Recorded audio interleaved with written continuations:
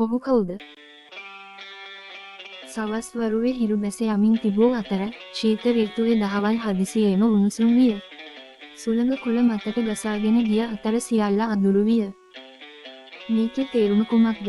කවුරු හරි මේක කියවන්න කැමති ඒ අද්භූත සංසිද්ධි පිළිබඳ ලිපි ඇති බවත්, ඒවා කියවීමට බල කරන බවත් මම අසා ඇත්තෙමි. සර්, අපි මේ ගැන සිතා බැලිය යුතුයි. ඇන්ස් ආරම්භ කළේය. ඔහුගේ ලොක්කා දැනටමත් කෝපයට පත් වී ඔහුට බාධා කළේය. අහන්න, ඔබට සත්‍ය සහිත පුවත්පත් විකුණන්න බැහැ. ඔබ ලබා නොදුන්නොත් මිනිසුන් සත්‍ය වෙනුවට ප්‍රබන්ධ විශ්වාස කරනු ඇත. මට එසේ කරන වෙනත් කෙනෙකු සොයා ගැනීමට අවශ්‍යයි. ඇන්ස් තම ලොක්ක සමග කළ මුළු සංවාදය ගැනම සිතමින් මෙසේ පැවසිය. මම ලිවීමට පටන් ගත්තේ මට වැදගත් සහ සත්‍ය දෙයක් ප්‍රකාශ කිරීමට අවශ්‍ය නිසා. දැන් මට ඉඩ තිබෙන නිසා මට තවදුරටත් ඒ වගේ ලියන්න අවසර නැහැ. මම කුමක් ගැන ලිවිය යුතුද? කොල්මන් සතුෝද්‍යාන තිබේද? ඔහු ගෙදර යාමට සිතුවේය. අහස අඳුරු වෙමින් පැවති අතර අඳුරු රාත්‍රියේ කුණාටුවක් දොරට තට්ටු කරමින් සිටියේය. අන්ෂාර් ප්‍රමාද විය. කුණාටුවට හසු වීමට ඔහුට අවශ්‍ය නොවූ නිසා ඔහු දිව ගියේය. කුණාටුව ශක්තිමත් වෙමින් පැවතුණි. ඔහුගේ මැද කොටස සෙලවෙමින් තිබුණි. ඔහුගේ කනස්සල්ල සමනය කර ගැනීමට ක්‍රමයක් සොයා ගැනීමට ඔහුට අවශ්‍ය විය. වැස්ස ඇද හැලෙන්නට පෙර ඔහුට සැඟවීමට අවශ්‍ය විය. ඔයාද මෙතන ඉන්න තරුණයා.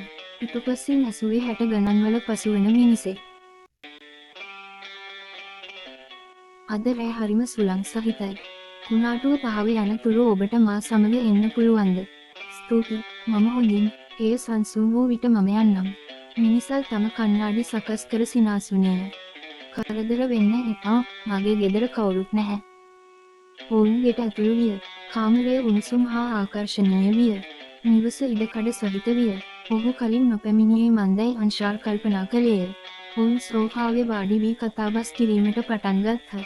ඔයා රැකියාවෙන් ගෙදර එනවද? මම සතියකට වරක් වැඩ කරනවා.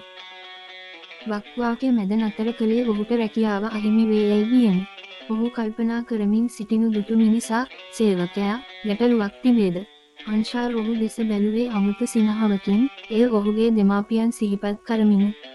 මම තාමත් එතන වැඩ කරනවද දන්නේ නෑ. ඔහු සුසුමක් හෙළුවා. ඒක අමාරු වෙයි. මගේ ලොක්කා කියන සතියට කවුරුත් කැමති නෑ. අන්ෂාර් කලකිරීමෙන් කීවේය. ඉතින් එයා ලියන්න කැමති මොනවද?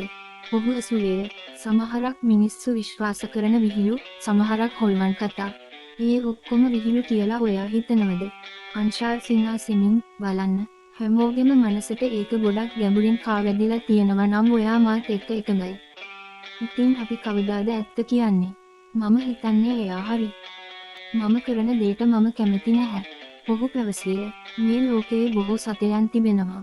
ඔයා විශ්වාස කරන දේ ඔයාගේ සත්‍ය කියලා. මිනිසුන්ගේ විශ්වාසයන් යම් දුරකට යථාර්ථය හැඩගස්වෙනවා. අහන්න, තරුණයා, ෆැන්ටසිය සහ යථාර්ථය අතර සියුම් රේඛාවක් තියෙනවා. අඩුම තරමින් මම ජීවිතේ ඉගෙන ගත්තේ ඒකයි. අන්සන්සුන ඔහු දෙස බැලුවා. ඔයා අදහස් කළේ කුමක්ද? ඔයා බැරෑරුම්ද? කොල්ලකාරයෝ මට රිද්දුවේ නැහැ. කවුරු හරි මට උදව් කළා නම් මම මෙතන ඉන්නේ නැහැ. අන්සිනාසෙමින් පැවසීය. මම යන්න ඕනේ කියලා මම හිතනවා. හදිසියෙම ඔබට තවමත් අනෙක් මිනිමරුවන් සොයාගත නොහැක. හදිසියෙම කාමරයේ විදුලි පහන් අඳුරු විය. විදුලිය විසන්දි වූවක් මෙන් පිටතින් තද සුළඟක් හමා ගියේය. ඔයා ඉන්නවද? අංශ හිස වෙනුවා. ප්‍රතිචාරයක් නැතිබුණි. ඔහු දුර සොයමින් නිවසට ඇතුළු වන විට මානසිකව තමාටම බැන වැදුනේය. මේ මිනිහට මොනවද ඕනේ? මට කතා කරන්න. මම සියල්ල දන්නවා. ඊටපස්සේ මට පිරිමි කටහඬක් ඇසුණි. කවුද? සෝෆා, බය වෙන්න එපා. මගේ නම හිමා. මම මෙතන ඉන්නේ.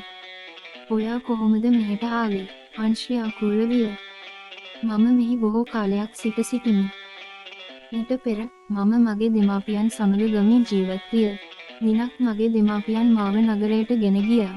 මට වෙළෙන්දෙකු වෙනුවෙන් වැඩ කිරීමට සිදුවිය. එයාලා මට නිතරම ගැහුවා, හැම වෙලාවෙම වැඩ කරන්න සැලැස්සුවා. ඒත් මට ඉස්කෝලේ යන්න ඕන. ඔහු මොහොතකට නතර විය. මොකද වුනේ? වීදි ලාම්පු එළියෙන් කාමරය අඳුරු ලෙස ආලෝකමත් විය. මම පැනලා ගියා. මට ඉන්න තැනක් තිබුණේ නැහැ. මම අවුරුදු ගණනාවක් තිස්සේ බඩගින්නේ හිටියා. මාව දඩයම් කළා. එයාලා හිතුවේ මම සොරෙක් කියලා. මට ඉන්න තැනක් අවශ්‍යයි. ඒ නිසා මම ගහක් යට නිදාගත්තා. මම අවදි වුණාම මම කෙලින්ම මෙහෙට ආවා. මට තවදුරටත් මඟ පෙන්වන්නෙක් අවශ්‍ය නැහැ. අංශ් පුදුම වුණා. බය වෙන්නද දුකටද කියලා එයා දැනගෙන හිටියේ නැහැ. ඔයාට දොරට යන පාර කියන්න පුළුවන්ද? ගෙදර හරිම ලොකුයි. මට එළියට යන්න දන්නේ නැහැ. ඇත්තෙන්ම මාත් එක්ක එන්න මම සතුටින් කිව්වා. මගේම කතාව ගැන තවදුරටත් හිතන්නේ නැතුව. දැන් මම නිදහස්. අන්සිමින් ඉමෝ පිටුපසින් ඇවිද ගොස් ඔයා අපිත් එක්කද? මම හිතුවේ ඔයා අලුත් නංගි කෙනෙක් වගේ ඉන්නවා කියලා. ඔයා මෙහෙට ඇවිත් ගොඩක් කාලයක් ගත වෙලා. සහෝදරයා, ඔයා මෙහෙද? ඔයා කොහොමද මෙහෙට ආවේ? මේකට මට කතා කරන්න පුළුවන්ද? ඉදිරිපසින් මෘදු හඬක් ආවා. ජනේලයෙන් එන අඳුරු ආලෝකයේදී ඔහු කාමරයෙන් පිටත සාරියකින් සැරසුණු කාන්තාවක් දුටුවේය. ඇයට වයස 18කට වඩා වැඩි විය නොහැක. ඇය තවදුරටත් විය නොවිය. ඔයා අපිත් එක්කද? ගැහැණු ළමයා අහිංසක ලෙස ඇසුවාය. ඇගේ කටහඬ පැහැදිලිය. ඇගේ මුහුණ තවමත් අඳුරේ සැඟවී තිබුණි. එයා දොර හොයනවා. එයා ඔයාව ඉල්ලනවා.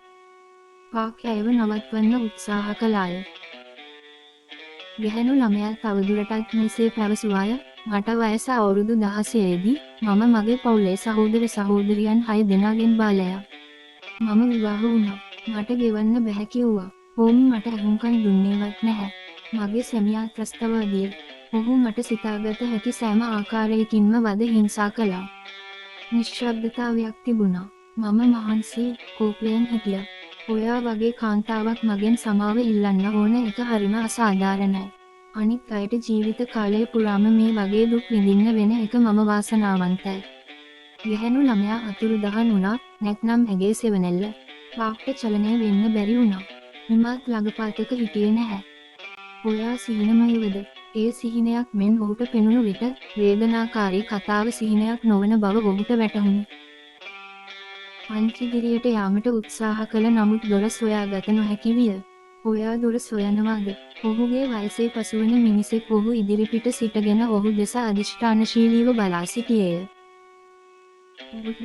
ඔයා අවතාරයක්ද? ඔහුගේ වචන අර්ථ විරහිත විය. මම මෙහෙට එන විට මම දොර සොයමින් සිටියෙමි. නමුත් අපි සිටි ස්ථානයට වඩා මේ ස්ථානය හොඳ බව මම වහාම දැන සිටියෙමි. ඒ ටිකක් දුරයි. එතනට ටිකක් එහායින්. මිනිසා කෙලින්ම ඔහුට ඇඟිල්ල දිගු කළේය. ඔයා කවුද? අන්සසුවේය. කවුරුවත් නැහැ. මම දැන් ඒකට උත්තර දෙන්නේ නැහැ. ඒ මගේ නම නිසා මම මෙහි සිටිමි. අන්ත්‍යා අකුල විය. ඔවුන් රණ්ඩු වෙමින් දේවල් පුලුස්සා දමමින් සිටියා. මම මොකද වුනේ කියලා බලන්න ගියා. ඔවුන් එකිනෙකා මරා ගනිමින් සිටියා. මම ඒ කෝලාහලයෙන් මැරුණා. ඔවුන් ඉතිරි කළේ විනාශය පමණයි. දීර්ඝායුෂ ලැබේවා. අන්ත් ඔහු දෙස බැලුවේ තවදුරටත් ව්‍යාකූල නොවිය. සිදු වූ දේ ඔහු දැන සිටියේය. සියල්ලන්ම ජීවතුන් අතර සිටියහ. ඔහු ඔවුන්ගේ නම් දැන සිටියේ නැත. ඔයා තවමත් යන්න කැමතිද? මිනිසා ඇසුවේය. අංශිස වනමින් නිහඬව ගියේය. කුණාටුව පහව ගොස් තිබුණි. තත්ත්වය ඔහුට වැටහුණි. ඔහු ගෙදර ගියේය. නිවසේ සිටින සියල්ලන් සහ ඔහුව පිළිගැනීමට බලා සිටි අය මග හැරුණි. නැරඹීම ගැන ස්තුතියි.